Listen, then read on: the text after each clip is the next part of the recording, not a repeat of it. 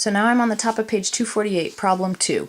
Our first step with problem 1 was just plotting points on a graph and deciding if it was linear or nonlinear. Our second step involves figuring out what the rest of the points are and then graphing it. This function is wondering how many total blocks there would be given the number of blocks on an edge. Ooh, it's a little bit like my Rubik's Cube. Someday I'll solve it. If you have one block on an edge, then you have a total number of one block in your cube. And here's your ordered pair, 1, 1, x value, y value. If you have 2 blocks on an edge, 2 becomes your x value. And how many blocks total do you have in your cube? Well, you can count them up if you need to. You've got 8, and there's your ordered pair, x value, y value, 2, 8. If you have 3 blocks on an edge, we're up to 27. 3, 27. And the question is, what are you going to have with 4 on an edge or 5 on an edge? They recommend drawing, well, I'm glad they drew it, drawing the cubes so that you can figure it out and multiply 4 times 4 times 4, 5 times 5 times 5. And they fill in the chart for you. 64 gives you 64 cubes, 5 gives you 125 cubes, and then they want to know the equation. Well, up here, you multiplied 1 by 1 by 1 and got 1. Here, 2 by 2 by 2 and got 8. Basically, you're finding it's like finding the volume, the length times the width times the height. 3 times 3 times 3 gives you 27. 4 times 4 times 4 gives you 64. 5 times 5 times 5 gives you 125. A more mathy way of saying that is your y value is equal to your x value to the third power. Another way of saying to the third power is cubed. Yes, not a coincidence. You can build a cube if you cube the number of blocks that make up an edge. Then, using those facts, those ordered pairs, can you graph it? Of course you can.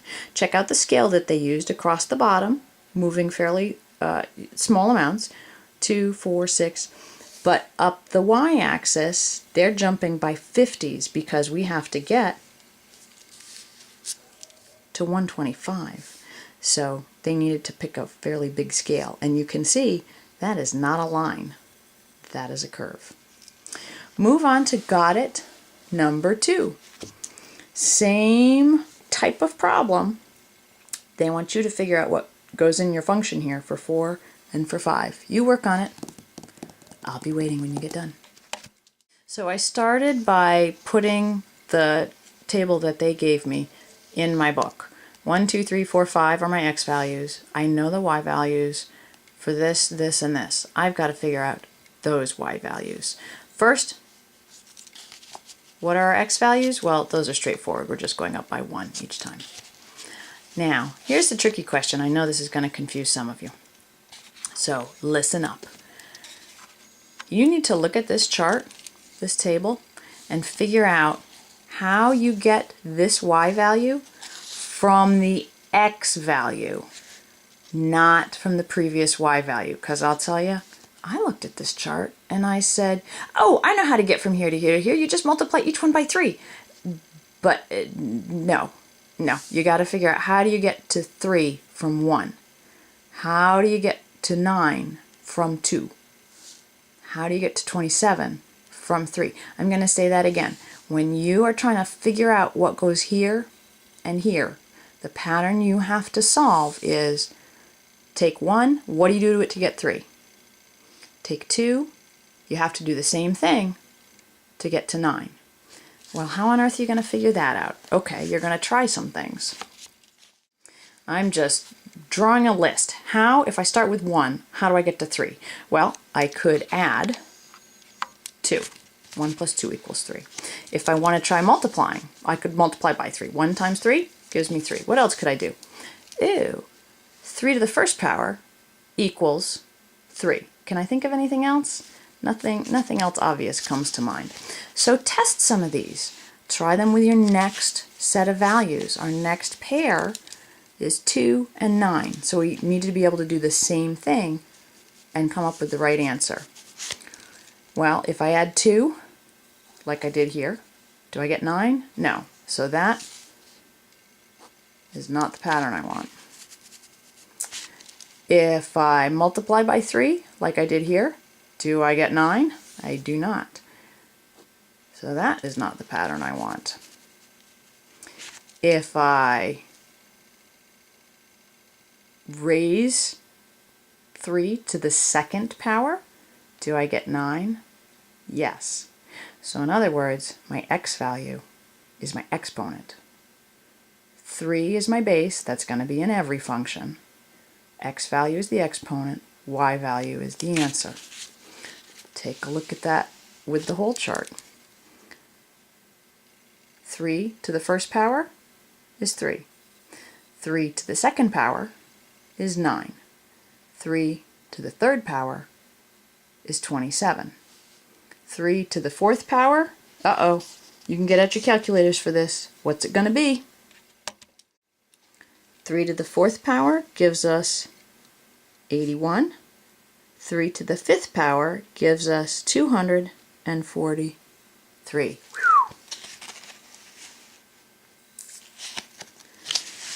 Alright, I'm going to come back to this in a second. I rewrote my points down here just so they'd be in the same area as this graph. Next thing you have to do is figure out how you're going to plot this. These just go up by ones, that's easy, right? These I decided to go up by tens,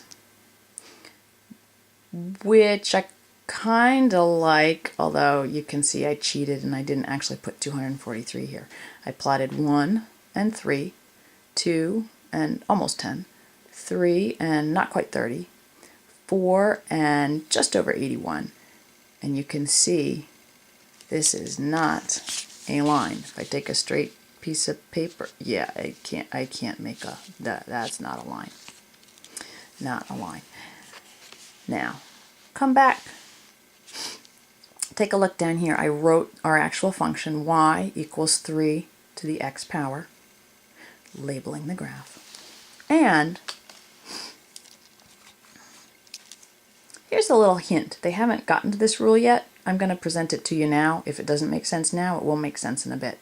If you have exponents in your function, it is non-linear.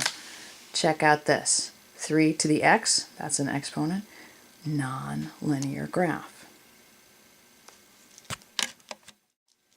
Problem 3 is very similar. I'm on page 249, except they give you all the ordered pairs. Yay! And all you're trying to do this time is figure out what on earth your function is going to be. And they show you the steps. Well, to get from 1 to 2, you could try multiplying by 2. You could try adding 1. Or this says y equals 2 to the x, so y equals 2 to the first. That all works for the ordered pair 1, 2. So then you're going to test these rules for the second one. Does y equal x plus 1? Does 4 equal 2 plus 1? No, it does not. Does 4 equal 2 times 2? It does. But as they say, it does not work for the pair 3 and 8. Does 4 equal 2 squared? Yes, it does. Does 8 equal 2 cubed? Yep. Does 16 equal 2 to the fourth? Are you seeing the pattern here? They show it to you. And then they write out the function. Y equals 2 to the x. Again, there's an exponent here, which means it's going to be a non-linear function. Go on and try got it, number 3. First thing I did was I took the ordered pairs and I wrote them out in a table or a chart. Here are all my x values, here are the y values that go with each one. And the question is, how do you get to this y value from that x value. Start with a list. If 1 is your x value, how do you turn it into 1? Well, basically, you have all your identity properties. You could say x is equal to y. You could say x times 1 is equal to y. Or x plus 0 is equal to y. Or x,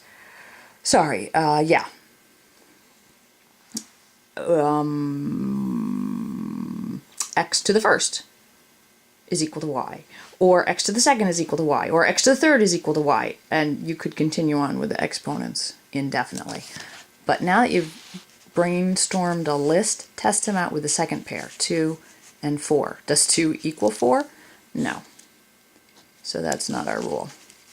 Does 2 times 1 equal 4? No. Does 2 plus 0 equal 4? No, that's not our rule.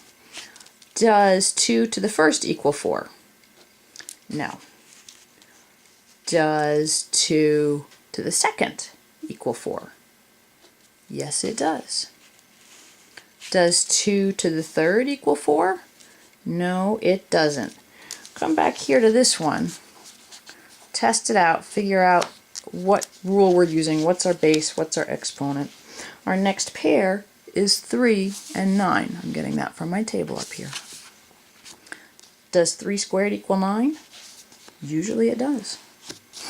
Does 4 squared equal 16? Yes, it does. So this is the rule we've figured out right here. X squared equals y. And one more time, there's an exponent in this function. So you should know the answer. Will this be linear or nonlinear? All right, finish this up with the lesson check on page 249. All done.